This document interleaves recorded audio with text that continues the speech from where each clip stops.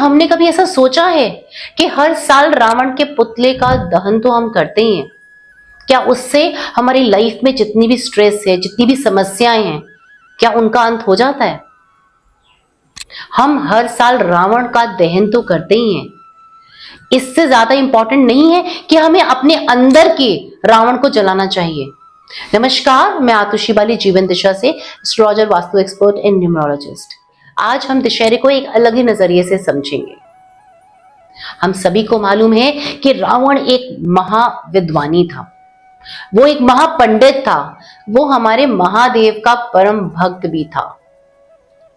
उसके पास अनगिनत विद्याओं का ज्ञान था, लेकिन केवल एक अहंकार उसकी हार का कारण बनी।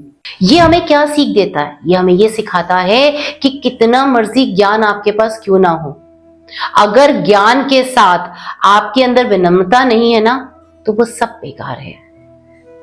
हमें कितनी भी विद्याओं का ज्ञान क्यों ना हो, हमें कितने भी शास्त्रों का ज्ञान क्यों ना हो, अगर हमारे अंदर अहंकार आ गया ना, तो हमारा अंत रावण जैसा ही होगा। इसमें कोई दो राय नहीं है, इसमें कोई सेकंड थॉट भी नहीं है।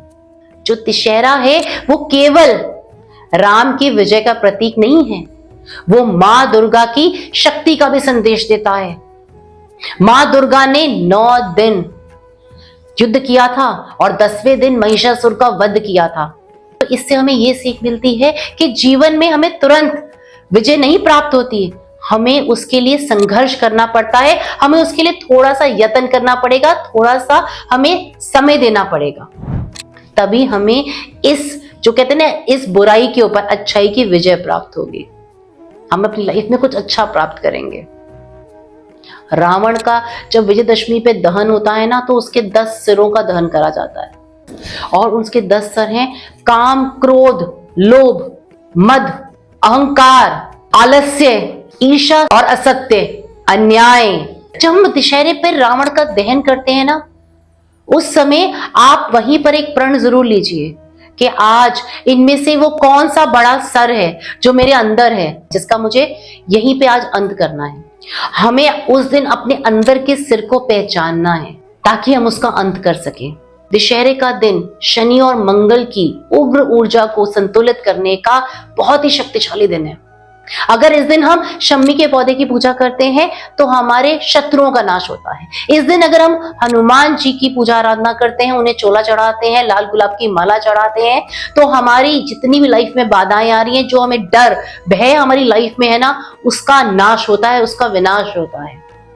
और इस दिन अगर हम अपने शस्त्र और अपने वाहन की पूजा करते हैं तो हमारे को सुरक्षा प्रदान होती है। दशहरा हमें ये नहीं कहता कि बाहर के रावण को जलाओ, वो कहता है अपने अंदर के रावण को जलाओ, क्योंकि जो हमारे अंदर एक रावण है, हम सब के अंदर एक रावण है, हम सब में कुछ त्रुटियां हैं, हम सब में कुछ कमियां हैं।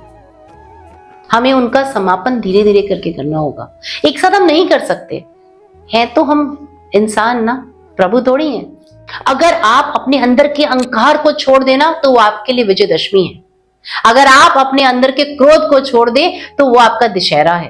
और अगर आप अपने जीवन में असत्य और अन्याय को जीत लेना तो वही रावण का दहन है। तो आप सबसे मेरी यही एक गुजारिश तो नहीं कहूंगी, मैं आप सभी से ये विनती करती हूं कि इस रावण दहन पे, इस विजयदशमी पे आप अपने अंदर की रावण को जरूर समाप्त कीजिए और आप मुझे चैट बॉक्स में जरूर लिख के दीजिएगा आपको अपने अंदर रावण का ऐसा कौन सा रूप दिखा कि जिसको समाप्त करने से आपकी लाइफ में बहुत सारी रुकावटें, बहुत सारा डर, बहुत सारी बाधाएं, बहुत सारी रुकावटें दूर हो जाएंगी।